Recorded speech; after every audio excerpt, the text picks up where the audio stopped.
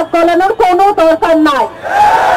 আমরা চাই প্রতিবেশী ঘরের বাইরে থাকুক, সীমানার বাইরে থাকুক, যদি সীমানা দিয়ে পা গলানোর চেষ্টা করেন মনে রাখবেন বাংলাদেশের প্রত্যেকটা মানুষ জেগে আছে।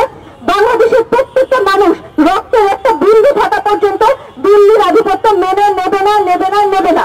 বারবার এই রাজু ভাস্কর্যে দাঁড়াতে হয় দিল্লির আগ্রাসনের বিরুদ্ধে, কখনো হাসিনার বিরুদ্ধে, কখনো হাসিনার দালালদের বিরুদ্ধে, কখনো দিল্লির দালালদের বিরুদ্ধে। আমরা বারবার দেখেছি আমাদের সাথে, আমি জন্মের পর থেকে যখন থেকে বোঝা শিখেছি, আমরা বারবার দেখেছি যে সরকার, আওয়ামী লীগ সরকারকে দেখেছি, অফকোর্স আওয়ামী লীগ সরকার সবসময় দিল্লির দালালি করে গিয়েছে।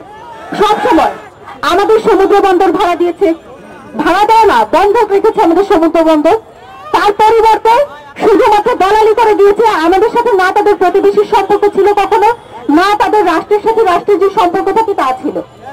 আমাদের যে সরকার ছিল আওয়ামী লীগের সরকার তো ছিল না, আসলে বলা যায় যে দিল্লির একটা দাবার গুটি ছিল, যারা শুধুমাত্র দিল্লির যে আধিপত্য সেটা বিস্তার করার চেষ্টা করেছে পুরো দেশ জুড়ে। বাংলাদেশ নিয়ে তাদের কোনো কনসার্ন ছিল না।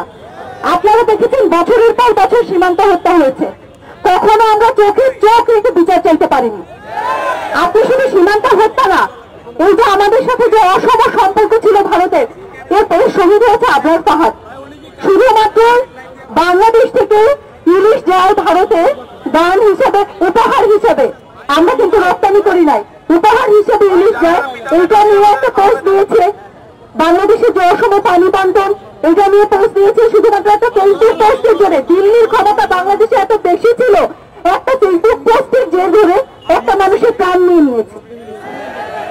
আমরা বলে দিতে চাই, এখন নতুন বাংলাদেশ, নতুন বাংলাদেশে দিল্লি না ঢাকা স্লোগানের বিপরীতে ঢাকা ঢাকা বলার জন্য যদি একটা মানুষও বেঁচে থাকে, এই একটা মানুষের মৃত্যু পর্যন্ত বাংলাদেশের দিল্লির আধিপত্য বিস্তার করতে দেওয়া হবে না, হবে না, হবে না। আমরা বলে দিতে চাই, আপনারা যদি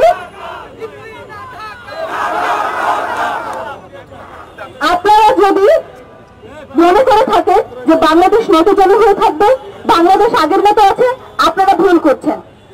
আপনারা বাংলাদেশের সাথে যদি বন্ধু রাষ্ট্র হিসেবে থাকতে চান, বন্ধু রাষ্ট্র তো আসলে কখনো ছিলই না, বারবার বন্ধু রাষ্ট্র বলছি কিন্তু কখনো ছিল না। যদি প্রতিবেশী হিসেবে থাকতে চান, প্রতিবেশী হিসেবে থাকুন, আমাদের ঘরের ব্যাপারে আপনার নাক গলানোর কোনো দরকার নাই। আমরা চাই প্রতিবেশী ঘরের বাইরে থাকুক, সীমানার বাইরে থাকুক, যদি সীমানা দিয়ে পা গলানোর চেষ্টা করেন মনে রাখবেন বাংলাদেশের প্রত্যেকটা মানুষ জেগে আছে।